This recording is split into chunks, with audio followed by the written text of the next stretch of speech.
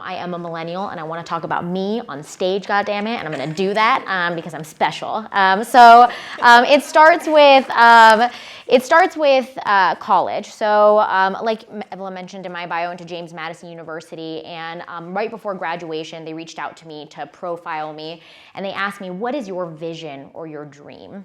And I stumbled across it recently, and this is what I said.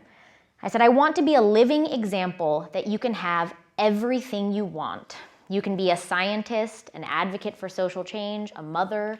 You can have a successful and fulfilling career. The only limits are the ones that you put on yourself." Thank you very much, yes. And so when I read that, I have to laugh because I think about the audacity of being in college and staring out into the world and being like, it is all mine, right? I can have everything I want, no trade-offs.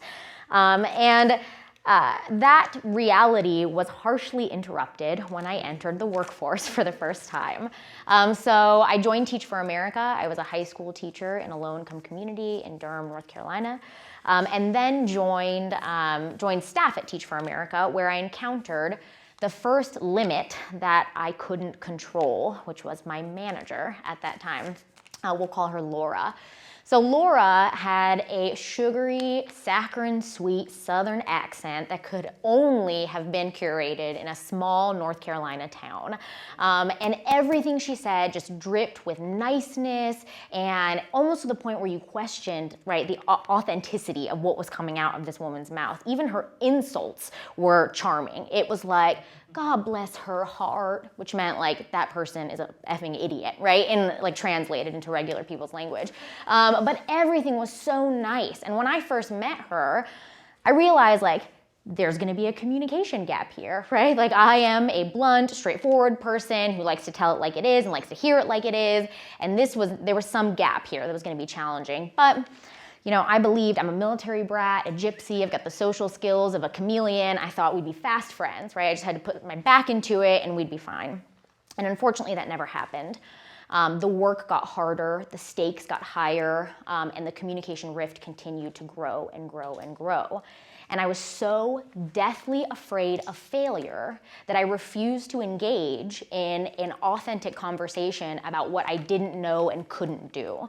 And so she would say, "Are you sure you know how to do this?" And I'd say, "Yes." And she'd say, "Did you do that last night?" And I'd say, "Yes." And I was jumping for the bar and trying to meet her expectations, and it got harder and harder, and slowly the leash began to tighten. And what started as weekly check-ins became weekly check-ins and then daily emails at the end of the day to tell what I did. And then there were daily check-ins with my boss and then my boss's boss, and I was inundated with all of this pressure and focus on what I was doing. And I got worse and worse and worse at my job. At one point, she told me, "Do you know what I think is wrong with you? I think you're easily distracted. Like you have ADD, right? And so what you should do is hole yourself up in a hotel for 2 weeks and just work alone." And I'm a social being. I was a little skeptical of this, but I thought like, if this is what it takes to, be the best at this, I'm gonna do it. So I holed myself up in a motel in Blacksburg, Virginia, and sat in front of my computer probably 18 hours a day, and I worked for 2 straight weeks.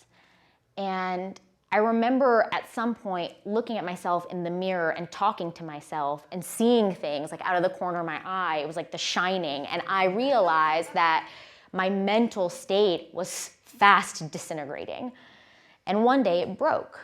And it was when she asked me a simple question. She said, "You know that strategic plan? Did you end up getting out those emails last night like we talked about?" And I felt it come up, and no, of course I hadn't done that thing that we had talked about, but I felt it come out and I said, "Yes, I did." And I lied, just flat out lied, right? And it was the first of many tiny lies I would tell in order to protect myself against judgment, right? And I'm not a liar. Like I didn't enjoy it. It was terrible, but it just spiraled out of control. And then all of a sudden I was on a performance improvement plan, and it cited, when I read the performance improvement plan, it said, has integrity flags. And integrity is like the scarlet letter of core values, right? Like I could be violating any core value, but integrity, like that is central to your character. You're telling me that I'm a performance plan for that? I mean, it was heartbreaking. It was so hard. And I blamed her, right? I blamed her. I said, I have a bad manager, right? She is a quack. She's out to kill me. She hates me. And I had all these theories like, oh, Teach for America doesn't prepare managers very well, right? We all have these in our companies, right? We promote people because they're good at their jobs, but they're terrible people managers, and she should have never been a people manager. And I had this story that I was telling myself that blamed her over and over again for not setting me up for success. And I sort of languished like that for months, just the cortisol dripping slowly into my system, making me more and more stressed out. And I was sort of worn down to my bearings the next January when I went to a professional development conference. And we did the Clifton Strengths Finder. Has anybody done that before? Yeah. And it's not rocket science, right? You fill out a little questionnaire and they say, these are the 5 things that you're best at. But for the first time in a long time, I had a vocabulary to say, oh, like maybe I do add some value. Maybe there's something that's beneficial about me. Coupled with, at the same time, I had a mentor hand me an article that talked about Muhammad Ali. And the title of the article was, You Have to Be Active in Your Own Rescue. And it talked about the stories that we tell ourselves and how when we are failing, that the story we tell ourselves is critical to either get up and be active in your rescue or to stay laying down. So at this point, this was like a watershed moment for me. I had the vocabulary and the will to turn things around, and I went back to work and I just acted differently. I took ownership over my work. I pushed back. When I didn't understand something, I said, I don't know what you're talking about. Please tell me more, right? And I forced myself to be vulnerable in this work situation. And it changed my life. It changed my happiness at work.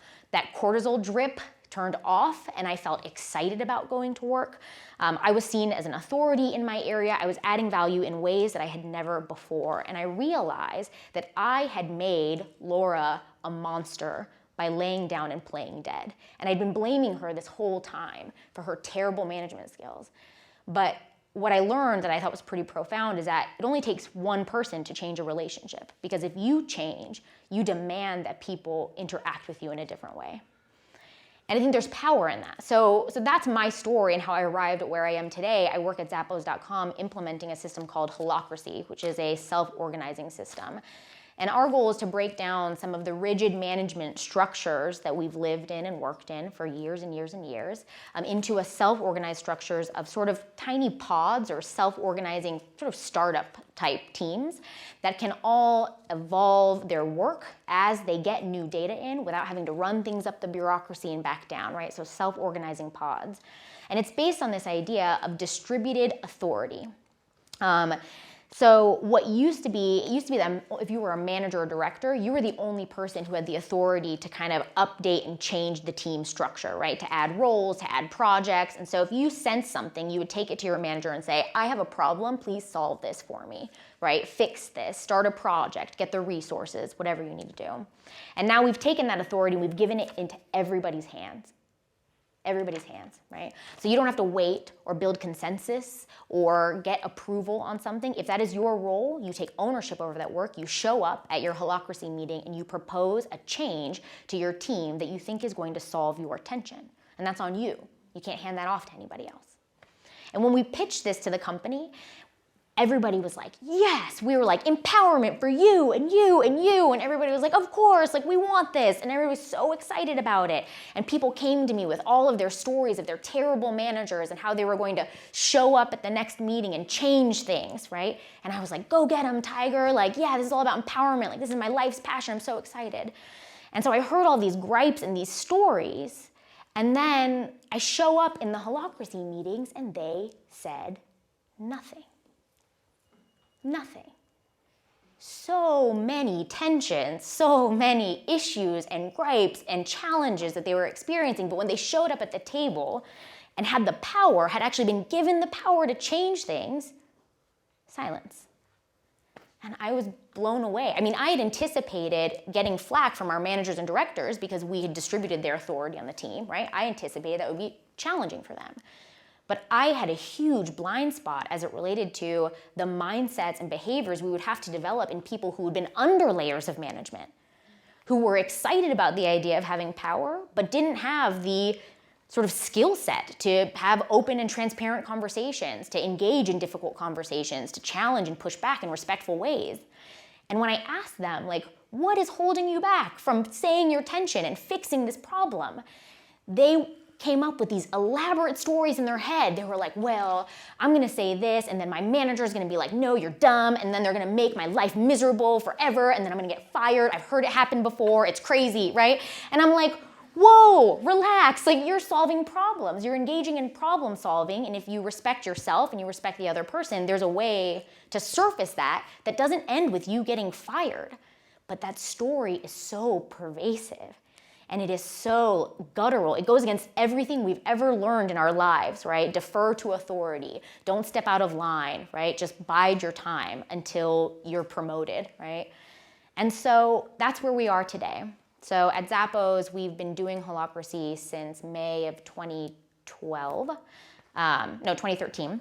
So about a year and a half, and we have about 80% of the company, we have 1,500 folks at Zappos, and 80% of the company's work is captured in the holacratic system. So these are teams that are using the holacratic meetings to update their work and to drive innovation and change and be self-organized, right? We have 80% of the work, but we are not even 50% of the way there to the true vision of what self-organization is about, because we have just begun the work of trying to figure out how to address the fear and the mindset barriers that don't allow people to leverage holacracy for all that it's worth. And so that's what I'm doing now. We've created a new team called Collective Consciousness at Zappos that is working on how do you develop the skills and the gumption necessary to show up and believe that you have something valuable to say, and the tools to say it and be productive.